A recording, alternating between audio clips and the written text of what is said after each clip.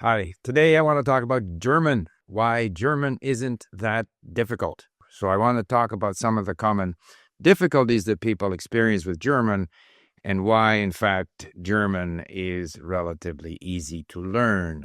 First of all, let me say that one of my motivations for developing Link was the fact that I had many books at home in German and in Spanish full of words that I had underlined and that I didn't know the meaning of.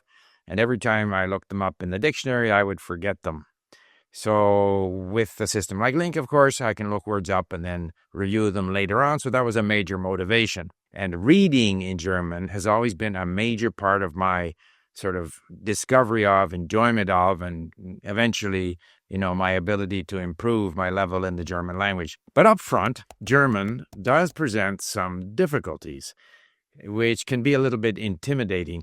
And so I like to refer to the famous formula put forward by Lomb Kató, a famous Hungarian polyglot. She learned so many languages primarily by reading, and she had a formula, which was that the result in our language learning activity consists of a formula, which is how much time we put in, what our level of interest is, which is, call it motivation, and the denominator is inhibition, frustration, things that stand in our way. So with German, obviously you want to put in a lot of time. Second of all, and I'm going to get to this whole issue of motivation. And then if we right up front are discouraged or intimidated by certain apparent difficulties in German, that kind of ruins the whole learning result. So let's look at the difficulties first. From my own experience, and I think for a lot of people, the biggest difficulty is the issue that there are three genders, masculine, feminine, and neuter, and that not only does the sort of adjective and the noun ending change depending on the gender, but so does the article, the, like ein. In Slavic languages, they don't have articles, so that problem is lessened. And the German one, der, dem, den, des, it was always a problem for me. And I didn't start to make progress in German until I gave up trying to memorize these declension tables, because all of these things do conform to a pattern. And the fastest way to improve in these, in my opinion, is not to worry about them too much. Occasionally review a declension table, but don't let it inhibit your speaking, because you will still be understood. And if you spend enough time with input, the patterns will start to form in your brain. And I was thinking about this just the other day, in fact, as I was shaving. In English, when we say walk, W-A-L-K is walk, talk, you don't hear the L. But in bulk and hulk and milk, we hear the L. And this is a consistent pattern. No one has ever explained that to me, but it just occurred to me, hey, there's a pattern there, which my brain has learned. And there are many other patterns like that we naturally learn with enough exposure. And the same is true with these seemingly difficult aspects of German structure, starting with the declensions of the articles, the nouns, and the adjectives. So I'm not going to sort of stress that too much. I just think that people who are intimidated from learning German because they feel they will never master the declension endings, don't worry about it. You can review it if you want or not review it. Just expose yourself to enough of the language, and eventually these patterns will take hold naturally. So another problem, call it, in German that people mention is the fact that the verb comes at the end. So you kind of have to plan a little bit better when you're speaking, or you have to be a little more patient, waiting for that verb to arrive before you can kind of make sense of the whole sentence. But this is, again, a pattern that's part of German. If the Germans are able to think according to this structure, then any human being can think. Nothing wrong with Germans, I'm saying.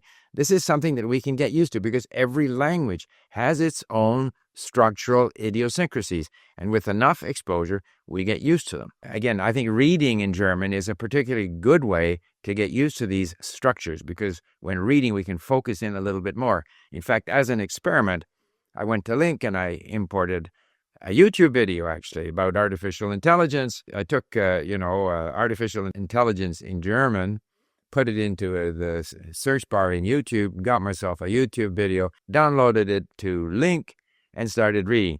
But then I switched to sentence mode, because sentence mode allows you to isolate the sentence, isolate the structure. If you're looking at a whole page, it's a little bit overwhelming, or it can be. Whereas in sentence mode, I can see that verb at the end of the sentence. I can go through it quickly because the audio and the translation now loads automatically as I go from sentence to sentence in Link. But if I want to stop and I want to take another look at that sentence, look at that verb at the end, maybe go through the exercise of reconstituting the sentence by, planning my utterance, so to speak, by imitating that sentence, by putting the verb at the end, I can do that.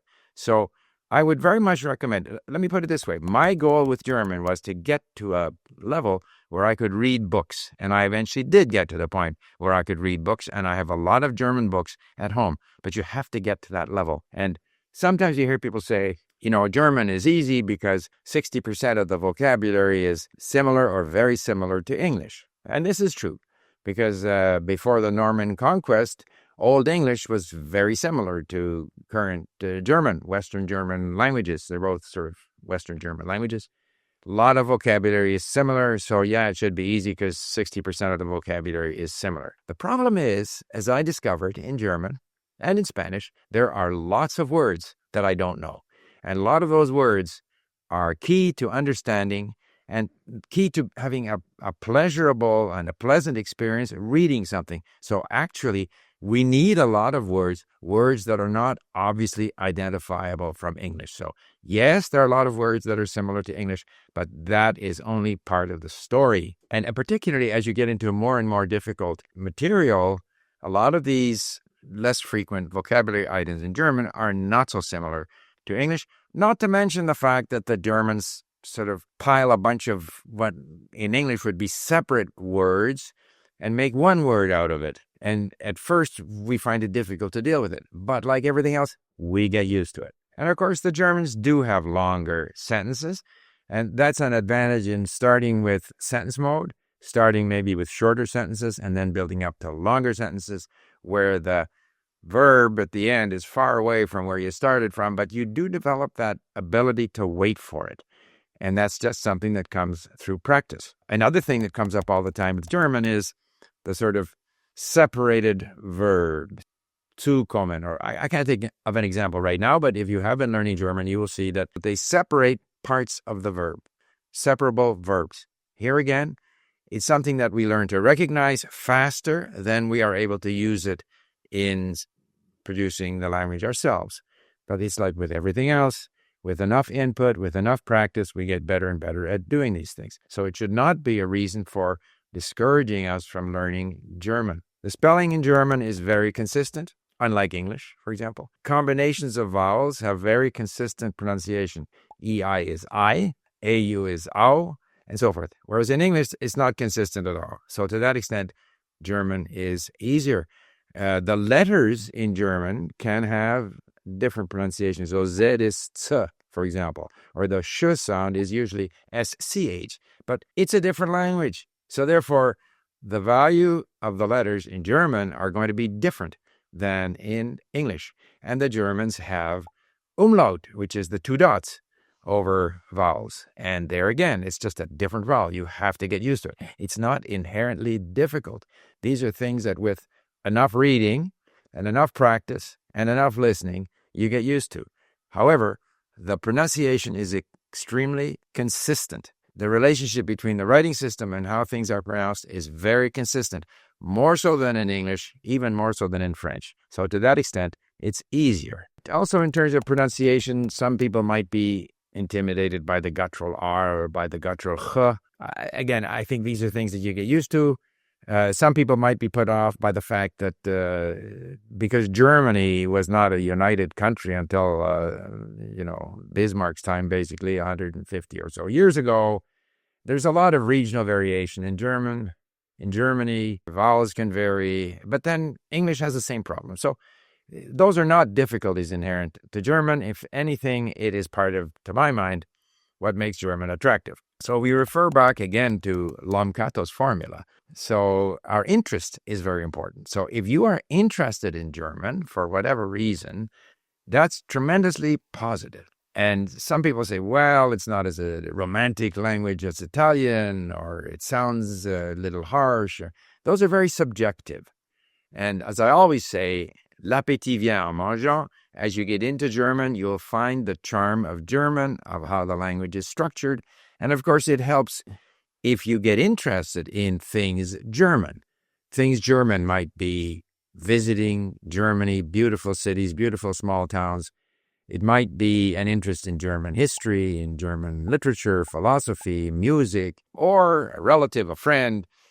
All these things can increase your attraction to German. And the attraction is very important. That's going to motivate you because inevitably, as with any language, the initial period, you advance quite quickly. There are a lot of words that you find similar to English. The sentences typically are shorter, so you're less bothered by the complex nature of German sentences. And as you progress in the language, as you get closer and closer to being able to read a book, you discover you need a lot of words, and it's more complicated than you thought, and you have to stay the course. And that's where it's very important to find things of interest to you, and that's easier today to do than ever. When I decided to really focus in on German, 1987, I think, I had a month off from work. I had to scour the bookstores to find readers or find books that I could use to read German.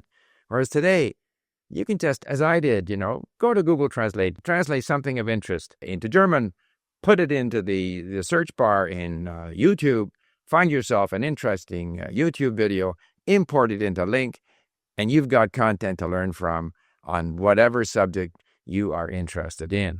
So I think it has never been easier. And since I'm not learning German, I have no idea what kinds of podcasts are out there. I am sure there's a wealth of material on visiting different parts of Germany, German music. Apparently, German hard rock music is a thing. I don't do hard rock music, so I have no idea what that is. But you find something of interest to you and let that pull you through. And then, as I say, with Kató Lomb's formula, if you have that interest level, you put in the time, and you don't spend a lot of time worrying or being afraid of the column apparent difficulties of German, I think you'll find German is an easy language to learn. Thank you for listening. Bye for now.